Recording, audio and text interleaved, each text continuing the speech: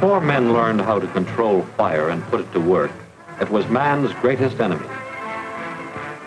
In much the same way, your emotions can be your own greatest enemy.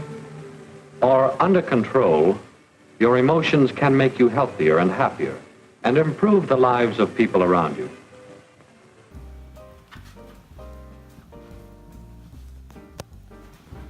Oh, hey. Didn't see you there. I'm just brushing up on some of my psychology knowledge. Sigmund Freud. What's he doing here? Sigmund Freud founded the revolutionary theory of psychoanalysis, a method devoted to studying and analyzing psychological phenomena to diagnose and treat neurosis and mental conditions. Freud developed the psychoanalytic technique of free association, expressing without censorship the first thought that enters the mind. Freud used free association to study the unconscious mind and gain a better understanding of psychological disorders. He was also instrumental in promoting the analysis of dreams and formed pioneering and controversial theories regarding sexuality. He believed infantile psychosexual development played a critical role in adult psychological development.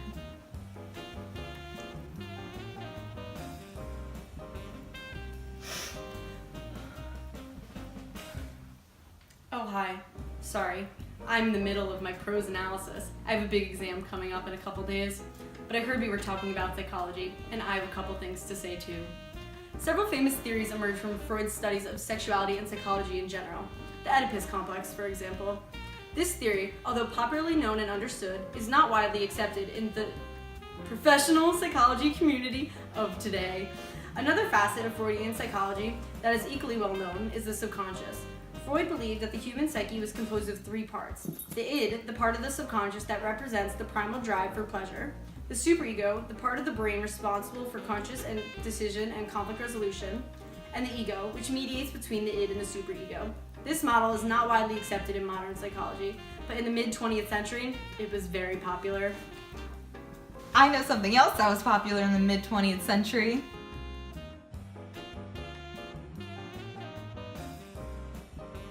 It's called Confessional Poetry.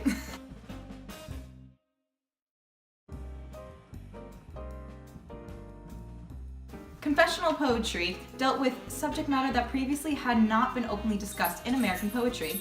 Private experiences with and feelings about death, trauma, depression, and relationships were addressed in this type of poetry, often in an autobiographical manner. So I'm guessing you probably want to know a little bit about the confessional poets. Well, I'll tell you about one.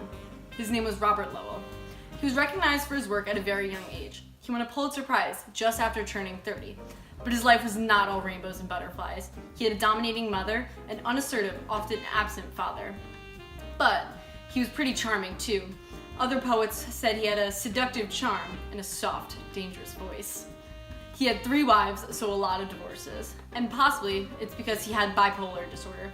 He was institutionalized regularly and underwent shock therapy. And his writing was very dark. It was often described to turn souls' nightmares into an art of dark beauty. Another influential writer was Sylvia Plath. Throughout her childhood, her mother was described as possessive, and her father died when she was 8, an event that she was said to have never recovered from. Years later in her adult life, things only looked worse. Her husband had an affair with their friend's wife and felt abandoned, and the following month she produced 25 brilliant and dark poems. A few months later, she ended up killing herself at the age of 30. A third confessional poet was Anne Sexton, and her life did not look very great either. She was abused by her alcoholic father, and then she herself eventually mistreated her own daughters. She had drunken fights with her husband. She was addicted to alcohol, cigarettes, tranquilizers, antidepressants, and other drugs. She had many mental disorders like hallucinations, panic attacks, insomnia, fear of strangers, and anorexia. Although there were these many dark times, she went through good periods where everyone loved her and she was so kind, but eventually she would revert back to her self-destructive ways. She was occasionally institutionalized after many suicide attempts, and finally, at the age of 46, she successfully killed herself. We know what you're thinking. Writers and psychological disorders? What are you talking about? But we promise, psychological disorders were highly reflected in works by confessionalists. Coincidentally, all of the aforementioned poets stayed in the McLean Hospital in Boston, Massachusetts, which housed many famous writers during its time. Sexton, who was a student of Lowell, was later institutionalized there as well. McLean served as a source of inspiration for many of the works produced during the poet's stay. Plath herself even realized that she had to capitalize on mental illness in her writing because of the public curiosity and intrigue surrounding it. Poems that emerged from McLean include anything from Walking in the Blue by Robert Lowell to The Bell Jar by Sylvia Plath. I love art. Let's talk about art in the 1950s and 60s. The confessional movement. And I know what you're thinking. Confessional art? It wasn't the 1950s and 60s just Andy Warhol and pop art, but you're wrong. There were some confessional artists too. For example, Louise Bourgeois. She probed on the same themes that the confessional poets did: loneliness, jealousy, anger, and fear. She was originally a painter and a printmaker, but eventually turned into sculpture in the late 1940s. Then, in the 1950s and 60s, the height of the confessional movement, she took a break from art and studied psychoanalysis. Then, in the 1964 exhibition, she premiered a really strange, organically shaped collection of sculptures, which dramatically contrasted the work she has done before. The Quartered One is a series of sculptures that Bourgeois characterized as layers. The layer had contradictory implications for the artist, who said it is seclusion and rest, but the security of the layer can also be a trap. Another important artist was Yoko Ono. She was a Japanese multimedia artist, musician, singer, songwriter, and peace activist during the anti-war movement. Although she is widely regarded as John Lennon's wife and accredited with destroying music forever, her contributions to the confessional movement were far more influential. Her early work, both in poetry and art, were not well received because they were considered too radical, as her artwork demanded audience participation, as seen in her 1964 piece titled Cut Piece, which invited spectators to cut off pieces of her clothing until she was completely nude, with the intent of symbolically discarding materialism.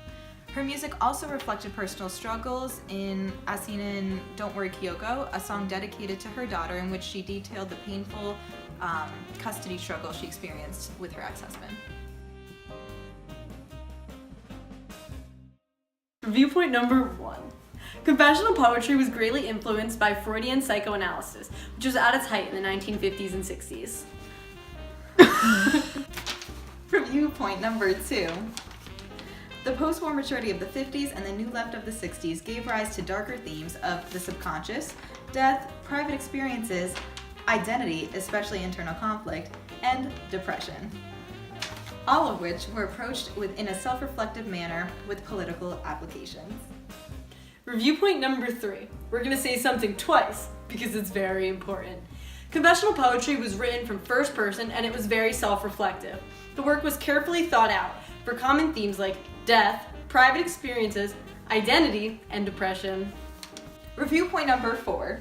The most famous artists of the time were Sylvia Plath, Anne Sexton, and Robert Lowell, all of which shared traumatic childhoods and psychological disorders. Review point number 5. The most famous artists of the confessional period were Yoko Ono and Louise Bourgeois.